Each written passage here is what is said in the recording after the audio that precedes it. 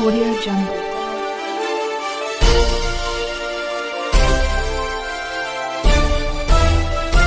Audio Jungle. माईकमध्ये जास्त जोरात आवाज येत असतील तर नको माईकमध्ये बोलायचं. तर किती वेळ बोलायचं? जरा 5 मिनिटं. खरं म्हणजे मी बोलणार नव्हतो. मी उद्या येणार आहे उद्याच्या कार्यक्रमाचा पाहुणा म्हणून. आज मी मुद्दामून बोलणार आहे आणि बोलणार आहे ते अशा व्यक्तीसाठी म्हणून मी जरी त्यांचं वोट ऑफ थँक्स झालेलं असेल तरी माझ्या शब्दामध्ये मला ते अपूर्ण वाटते म्हणून सांगतो. माझ्या आयुष्यामध्ये मी जगद्गुरू संत तुकारामांची भूमिका केली. पांडुरंगाला पायी अजून मी गेलो नाही, पण माझ्या घरापासून 5 किलोमीटर असलेला पांडुरंग मला भेटला आणि तो भेटला की मला खूप आनंद होतो. आज सकाळी पहाटे 5 वाजता फक्त तब्येत बरी आहे का यासाठी मी त्यांना फोन केला आणि त्यांनी सांगितलं आज तुम्ही यायचंय. मी साताऱ्याला माझ्या शूटिंग करत होतो. मला इन्स्पिरेशन आलं. मी तिथे सांगितलं मला उद्याचा कार्यक्रम आहे आणि माझा फॅमिली फंक्शन आहे, आज निघायचं आहे. मला शूटिंग टाकलं आणि मी तडक इथे कार्यक्रमाला लेट आलो. तर सगळ्यात पहिल्यांदा जर मनापासून तुम्हाला वाटत असेल की हा कार्यक्रम ऑर्गनायझिंग करत असताना या पांडुरंगासाठी जरा जोरात टाळ्या झाल्या पाहिजे.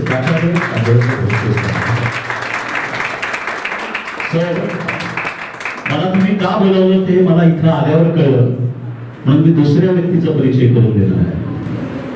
मग सगळ्यांना मी सांगेल मी इथं गावाकडचा विद्यार्थी, मी शेतकऱ्याचं लेकरू. 1ली ते 4थी कॉर्पोरेशनच्या शाळेत शिकलो. 5वीला 1 वर्ष गावी, 6वीला मॉडर्न हायस्कूल. मला मॉडर्न हायस्कूल असं म्हणता येत नव्हतं. इयत्ता 6वीमध्ये सकाळ नाट्यवाचन स्पर्धेमध्ये ज्याला काढून टाकलं होतं तो आज सकाळचा ब्रँड आहे. सकाळचा कुठलाही मोठा कार्यक्रम असला तरी त्याचा पहिला एंटर संदीप साखरे. पण तुम्ही जोरात टाळ्या वाजवणार. अजून मी काहीही सांगितलेलं नाही. मी अजून काहीही सांगितलेलं नाही. मी 11वीला मॉडर्न कॉलेजमध्ये गेलो. 9वीचा माझा परफॉर्मन्स होता म्हणून पुरुषोत्तम करंडक मध्ये वगैरे वगैरे. आणि मग कल्चरल ऍक्टिव्हिटीज मध्ये गेल्यानंतर 79% आणि 5% टेक्निकलचे म्हणून 84% विद्यार्थी हा 12वीला 45% आला. आणि 1987 साली या संदीपच्या आयुष्यामध्ये एक स्नेहल तावरे मॅडम आल्या ज्या डॉक्टर होत्या आणि त्यांनी दिलेला तो कॉन्फिडन्स आज तुम्हाला दिसतो. ज्यावेळेला आलं त्यांना नमस्कार केला, त्यांना रेकग्नाइज झालं. पहिल्यांदा त्यांनी सांगितलं तुझा आकार उकार खूप बदलला आहे. मला मॅडम 3 वर्षात 33 किलो वजन कमी केलेलं आहे. टीडीएम नावाच्या सिनेमासाठी मी 127 किलो वजन होतं. ज्यावेळेला मी संभाजी मालिका करत होतो स्वराज्य रक्षक संभाजी, तर डॉक्टर अमोल कोल्हेपेक्षा माझं वजन जास्त पाहिजे होतं. तेव्हा माझं वजन 115 किलो होतं. आता माझं वजन 94 किलो आहे. आणि तुम्हाला सांगायला मला आनंद वाटेल की लवकरच फकीरा नावाचा सिनेमा करतो, त्याच्यासाठी मला 80चं टार्गेट आहे. आणि मी नोकरी करत असताना माझा स्वतःचा चुलत भाऊ आहे ज्याच्यामध्ये मी रिअल इस्टेटमध्ये काम करतो. मी नोकरी करतो बरं का, अजून तुमचा विश्वास असो नसो मी हे सगळं नोकरी सांभाळून करतो. तर अशा व्यक्तीसाठी डॉक्टर स्नेहल तावरे यांच्यासाठी जरा जोरदार टाळ्या पाहिजे. त्यांनी मला सांगितलेलं वाक्य मला मॅडम अजूनही आठवतं. आपल्या मॉडर्न कॅबिनचा जो पॅसेज आणि कॉरिडॉरमध्ये ते मला एक वाक्य सांगितलं होतं, तुझ्या आवडत्या क्षेत्रामध्ये झोकून दे. तिथून पुढे मी BSc फिजिक्स केलं, पण मराठीचा एकही लेक्चर मॅडमचा मी मिस केला नव्हता FY वाजता. आणि आज इथे सगळ्यांकडे माझी मागणी आहे. मी लॉकडाऊन मध्ये MA केलंय आणि लवकरच PhD करतो. थँक्यू. या 2 व्यक्तींसाठी तुम्ही मनापासून धन्यवाद दिल्यानंतर आता आणखीन ज्या 2 व्यक्ती आहेत, खरं म्हणजे त्यांच्याशी बोलत असताना त्या व्यक्ती किंवा त्यांचं व्यक्तिमत्व किती उत्तुंग आहे ते मला जाणवलं. त्या डिग्निटरी ऑनरेबल विश्वजित कुंजून आणि ऑनरेबल मिसेस मधुमती कुंजून. म्हणजे कुठलाही प्रकारचा, म्हणजे आमच्याकडे कसं असतं सर, आमच्या भाषेत सांगायचं एखादा ऍक्टर असतो रोज काम करतो, कुठेतरी मेन कलाकार काम करत असताना पाठीमागनं तो फक्त पास झाला असतो, ज्याला म्हणतात पासिंग शॉट मध्ये. तर असा केलेला कलाकार सुद्धा ऍटिट्यूड मध्ये आमच्याकडे मेसेज असतात, तो स्वतःला म्हणतो आय एम द सेलिब्रिटी. बरोबर. या दोघांकडे पाहिल्यानंतर ही माणसं किती उत्तुंग व्यक्तिमत्वाची आहे. मी पहिल्यांदा भेटलो दोघांना, पण कुठेही असं वाटलं नाही. तुम्ही जर येऊन बसला आणि बघितलं असतं तर इतक्या मनमोकळेपणाने गप्पा मारत होते की 25 वर्षापूर्वापासून ते मला ओळखतात. असे ते दोघे, त्या दोघांच्यासाठी टाळ्या झाल्या पाहिजे. मॉरिशस स्वरूप असते आपल्याला. आता राहता राहिले दुसरे दोघे जर, आणि या दोन पर्सनॅलिटी आहेत. तुम्हाला मी निश्चित सांगतो, या दोन पर्सनॅलिटी मी पुन्हा एकदा भोसले सरांना मनापासून धन्यवाद दिले की या दोन पर्सनॅलिटीला भेटण्यासाठी तुम्ही मला बोलावलं. तर एक आहे त्यातले आंधळे सर.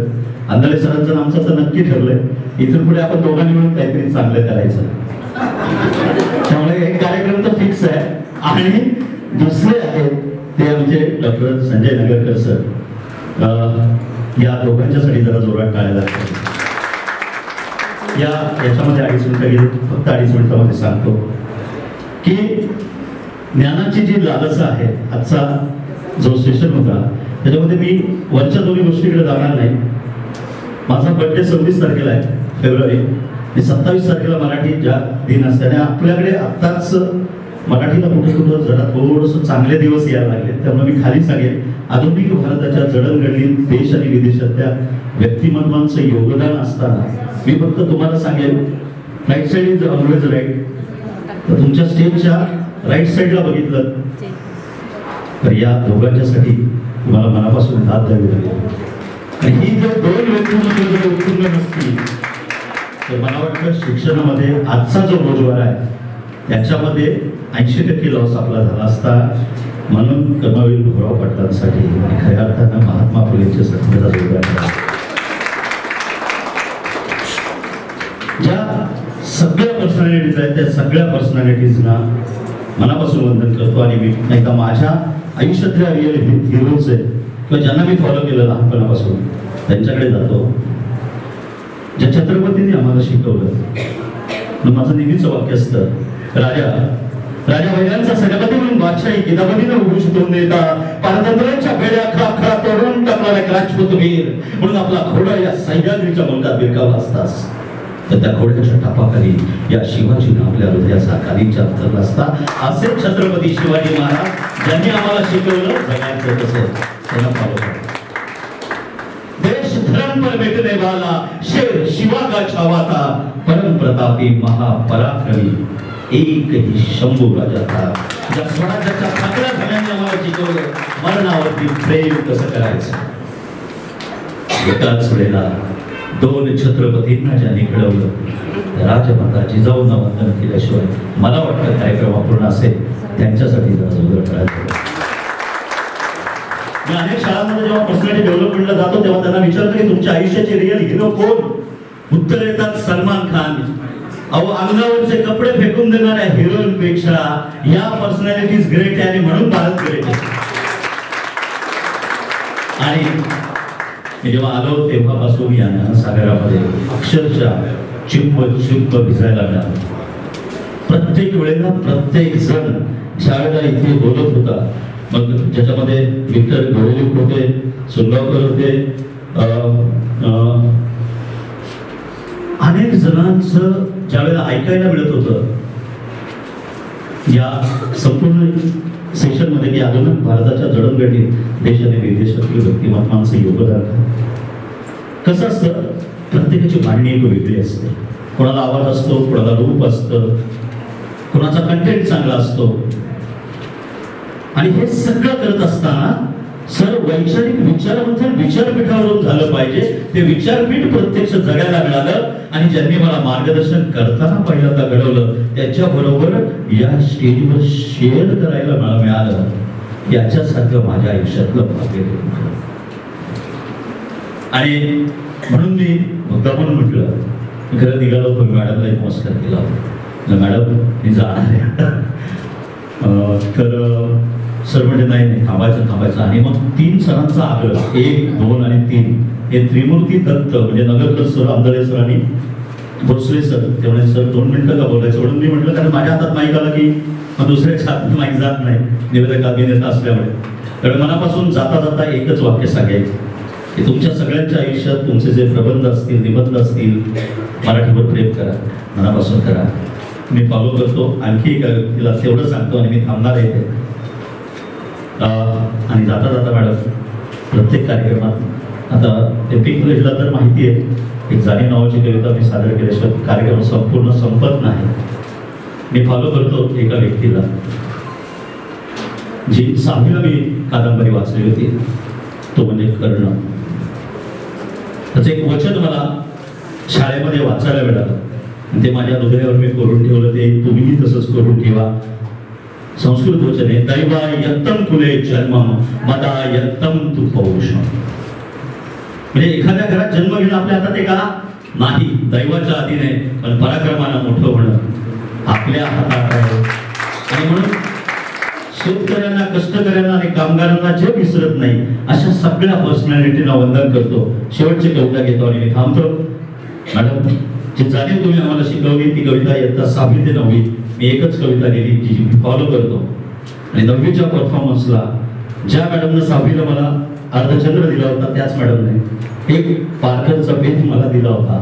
आणि ती सवय मी नेहमी पुढे फॉलो करतो. शाळेत असताना तेवढी कविता सादर करतो की जाणीव सुख हे खपण्यासाठी असतं, सुख हे खपण्यासाठी असतं, दुःख हे दुखण्यासाठी असतं, जीवन हे जगण्यासाठी असतं, आपण फक्त चालायचं असतं. सुख हे खुपण्यासाठी असतं, दुःख हे दुखण्यासाठी असतं, जीवन हे जगण्यासाठी असतं, आपण फक्त चालायचं असतं. भविष्यातल्या खोट्या आशेवर आपण फक्त जगायचं असतं. भविष्यातल्या खोट्या आशेवर आपण फक्त जगायचं असतं. कारण भूतकाळात काही घडलेलं असतं, वर्तमानात काहीतरी घडतच असतं. आठवणींची पानं चालत शेवटी आपण फक्त जगायचं असतं. आपण बेदरकार व्हायचं असतं, अहो बेदरकार व्हायचं असतं. आपलं मन आपणच रिझवायचं असतं. जीवन घडवायचं असतं. समाधान आणि सुख मानायचं असतं. शेवटी सुख काय किंवा दुःख काय दोन्ही सारखंच असतं. टाइमपास साठीचं तेही एक खेळ असतं. सुख हे खुपण्यासाठी असतं, दुःख दुखण्यासाठी असतं, जीवन हे जगण्यासाठी असतं. आपण फक्त चालायचं असतं, आपण फक्त चालायचं असतं. थँक्यू. मला या ठिकाणी या कार्यक्रमाला बोलवलं. सगळ्यात महत्त्वाचं म्हणजे माझा तुम्ही आल्यानंतर सत्कार केला. ज्यांनी मला मार्गदर्शन दिलं त्यांच्याबरोबर हा स्टेज शेअर करायला मिळाला. लास्ट बट नॉट लिस्ट टाळ्या वाजवत असताना जसं स्टेज महत्वाचं आहे. मला सांगा टाळ्या वाजवायच्या 2 हात आहेत तरी सुद्धा टाळी वाजते का बघा. त्याच्यासाठी हा हात खूप मदतीचा महत्वाचा असतो. तुमच्या सगळ्यांच्या आयुष्यात ज्या ज्या प्रेरणा असतील त्या प्रेरणा काम आणि आवडीचं काम तुम्हाला करायला मिळो आणि तुम्हाला अतिशय चांगलं असं यश मिळो अशी सदिच्छा शुभेच्छा या ठिकाणी देतो. संयोजकांना मनापासून धन्यवाद देतो. अशी विचार मंथन विचारपीठावर सतत सातत्यानं होत राहावं. उद्याच्या उज्ज्वल भवितव्यासाठी आपला पाया जो आहे तो भक्कम आहे. जाता जाता शेवटचं वाक्य सांगतो. आपलं घड्याळ असतं, ते घड्याळ आपल्याला समोर दिसत असतं. तसं आम्ही जरी समोर दिसत असलो ना तर याच्या पाठीमागे बरोबर जी बॅकबोन सिस्टीम आहे ना ती एवढी तगडी आहे. अरे येणाऱ्या काळात भारताचं भविष्य किती उज्ज्वल आहे ते तुमच्या टाळ्या सांगणार. धन्यवाद. बहुजन सैनिक महाराष्ट्र लाईव्हला लाईक करा, शेअर करा, सबस्क्राईब करा आणि बेल आयकॉनवर क्लिक करा.